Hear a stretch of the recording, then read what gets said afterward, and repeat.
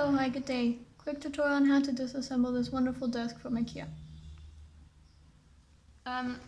So I would recommend to first take off the top since your table is already standing.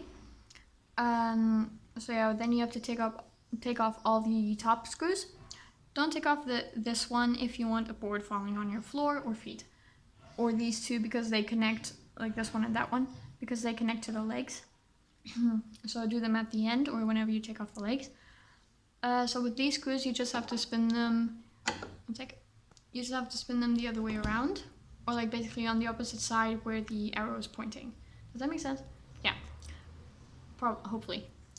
Mine already pop off because I already did this.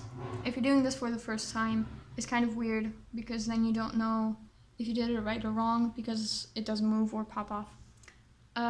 Once you did all the screws, also on the other side, you can pretty much take off the top. And then you can flip it over and take off the legs with these two screws. And with the metal leg that you have on the other side, you can just, very easily just take off these three screws with the little L shape thing. I don't have it right now, I can't show it, but you probably have it somewhere. Hope this helped.